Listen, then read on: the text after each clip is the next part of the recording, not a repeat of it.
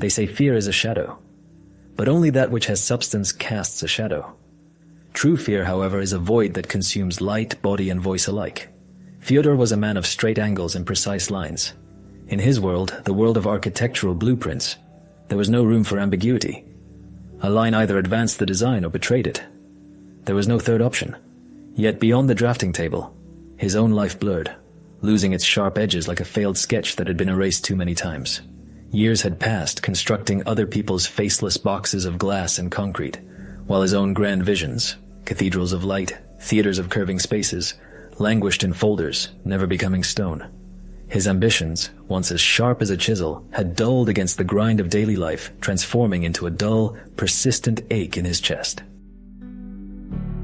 His last hope rested on a competition for the new city library project. It was more than just a building. It was to be the city's heart, its memory, and its voice. Fedor toiled over it for weeks, but the paper remained lifeless. His designs were flawless, his calculations precise, yet they lacked a vital spark. He felt it in every fiber of his being. His project was technically sound but mute, and the fear of once again being dismissed as merely a competent craftsman clutched his throat with icy fingers. In the corner of his study on an old rug slept Jack, an old silent dog he had once rescued from the streets. Jack was a shadow, a familiar part of the decor, a living embodiment of quietude. But one night, as Fyodor's despair became almost palpable, he noticed something strange. The silence around the dog was different. It wasn't merely the absence of sound. It was dense, substantial, thick as tar. The hum of cars outside, the refrigerator's drone, the creak of his own chair. All these sounds seemed to drown, failing to reach his ears. They became mired in an invisible field, at the center of which lay the sleeping dog. At first, Fedor felt a primal terror. This was wrong, unnatural. He drew closer. One step, then another, and he entered this sphere of absolute tranquility. In this profound silence, his mind, cluttered with anxiety and the din of failures, suddenly cleared. Thoughts ceased their frantic racing. They aligned themselves into strict, perfect colonnades. He didn't just see lines. He envisioned streams of light cascading onto bookshelves. He didn't hear the city's roar, but rather the silent music of geometry.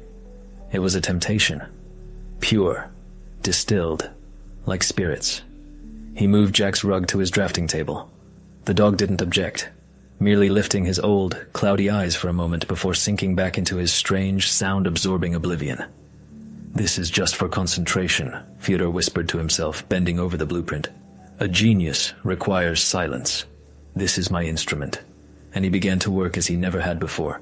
His hand flew across the paper, leaving behind not mere designs, but incantations carved into space.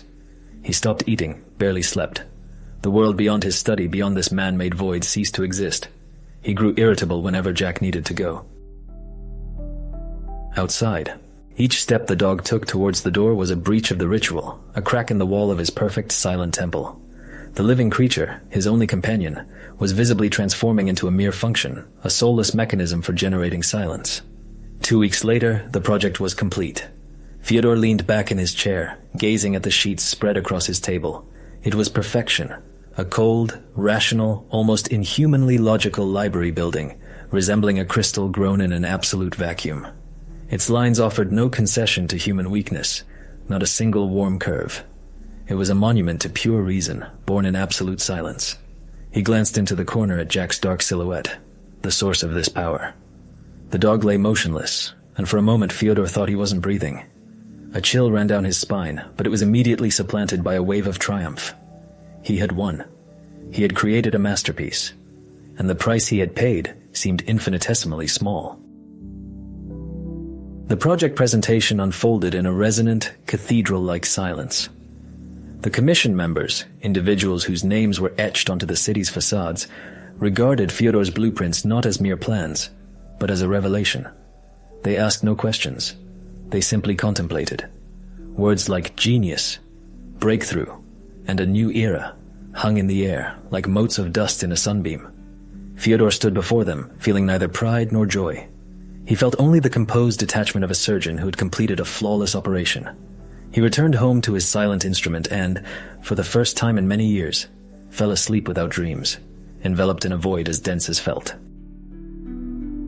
Victory, however, brought him no peace. On the contrary, it spawned new demands. The project had been accepted, but with a critical condition: to incorporate highly complex acoustic calculations for the main reading hall. This was a task demanding not inspiration, but mathematical meditation, a weeks-long immersion in pure thought. Tens of thousands of variables needed to be interwoven into a single, soundless harmony. The deadline was ruthless.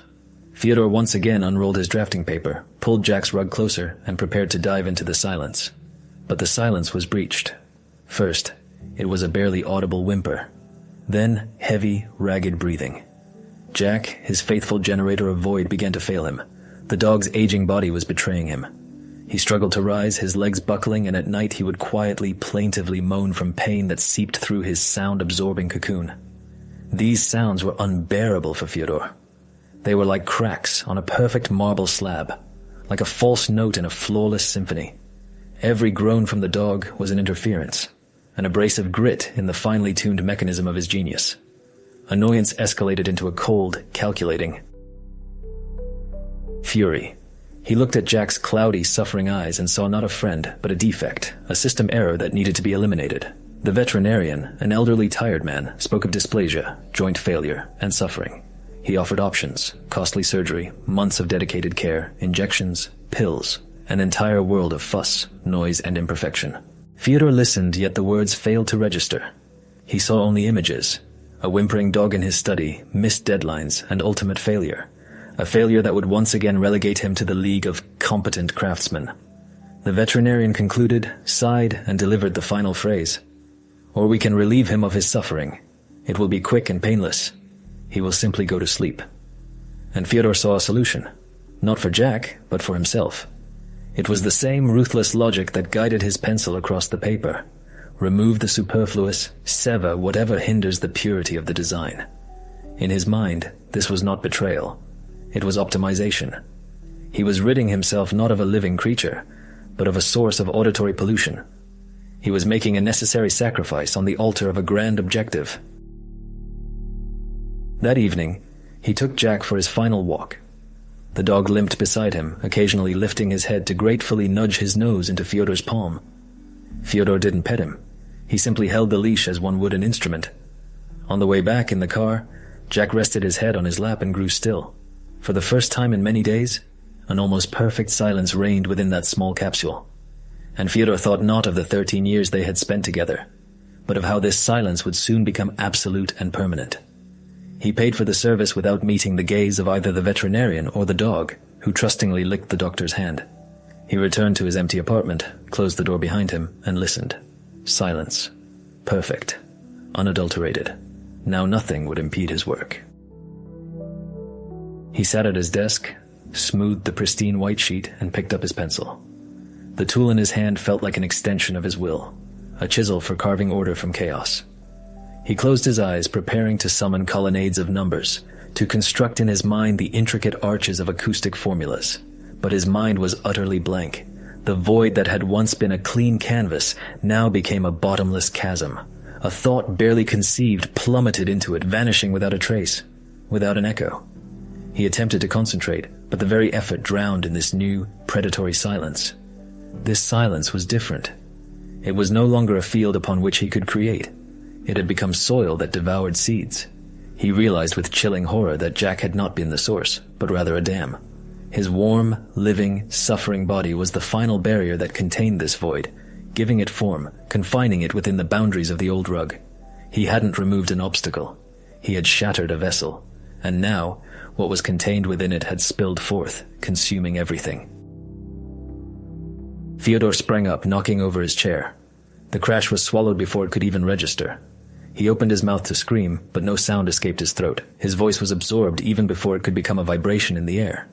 He was entombed within his own creation, a perfect soundproof sepulcher. He rushed to the window, gazing at the city living its noisy, imperfect life. He saw the movement, but heard nothing. The world had transformed into a silent film, playing out beyond the impenetrable pane of glass. He returned to his desk and sat down. The pencil slipped from his weakened fingers. His gaze settled on the pristine sheet of drafting paper. He stared at it for an hour, then another, then a third. He waited for an idea, an image, a number, anything that might spark within him. But nothing came. He had received what he desired. absolute silence. And in that silence, his genius, his mind, his soul, everything that made him alive, simply ceased to exist. He became a perfect mechanism in a perfect void, stripped of his sole function, to think